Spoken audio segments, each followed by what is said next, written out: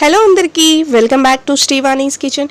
ఈరోజు మన కిచెన్లో చేసుకోబోయే రెసిపీ వచ్చేసి దోశ రెసిపీ అండి. ఉత్తుత్తి దోశ కాదు, హోటల్ స్టైల్ దోశ రెసిపీ అన్నమాట.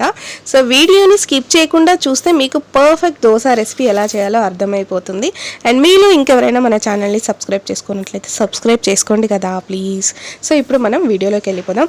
ఈ వీడియో కనుక మీరు లాస్ట్ వరకు చూస్తే మీకు ఒక మంచి టిప్ చెప్తాను. అంటే దోశలు అతుక్కోకుండా అండ్ కింద బ్రౌన్ కలర్లో హోటల్ స్టైల్లో లాగా ఎలా రావాలో చెప్తాను. సో వీడియోని ఫాలో అయిపోండి. ఈ వీడియో మీకు ఇంకా డీటెయిల్గా కావాలి అంటే మన శ్రీవాణీస్ కిచెన్ని విజిట్ చేయండి, మీకు వీడియో అవైలబుల్ ఉంటుంది. అండ్ నేను ఇక్కడ చూపిస్తున్నట్టు ఒక 1.5 కప్ ఆఫ్ మినపప్పు, ఒక 1.5 కప్కి ఒక 2 కప్పుల బియ్యం, మీరు ఏ బియ్యం అయినా వాడచ్చు, రేషన్ బియ్యం ఆర్ ఇంకేదైనా కూడా.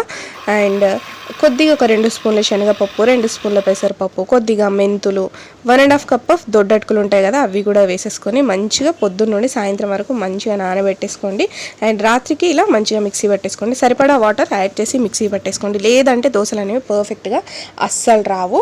అండ్ నెక్స్ట్ అప్పుడే తగినంత ఉప్పు కూడా వేసుకోవాలి. ఇది ఫర్మెంటేషన్కి అండ్ టేస్ట్కి, దోశలు స్పాంజీగా క్రిస్పీగా స్మూత్గా రానికి మంచిగా యూజ్ అవుతుంది. అండ్ నెక్స్ట్ మార్నింగ్ ఇలా తీసుకుని నాకు 2 నిమిషాల పాటు పిండిని బాగా బీట్ చేయండి, మంచిగా కలిపేసుకోండి పిండిని ఎంత వీలైతే అంత. అండ్ ఇప్పుడు దోశలు వేసేసుకుందాం.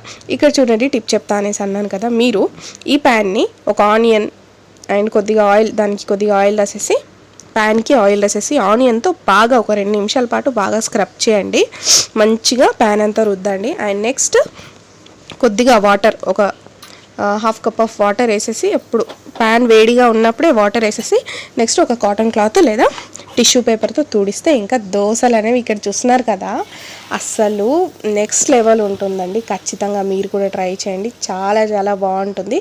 హోటల్ స్టైల్ దోశ తిన్నంత ఫీల్ వస్తుంది, టేస్ట్ కూడా అంతకంటే నెక్స్ట్ లెవెల్ ఉంటుంది. ట్రస్ట్ మీ, ఖచ్చితంగా మీరు కూడా చేసుకొని ఎలా వచ్చిందో మన కామెంట్ సెక్షన్లో కామెంట్ చేసేయండి. ఐ హోప్ మీకు ఈ వీడియో నచ్చిందని అనుకుంటున్నాను. ఇంతే అండి, చాలా చాలా simple. Thank you for watching.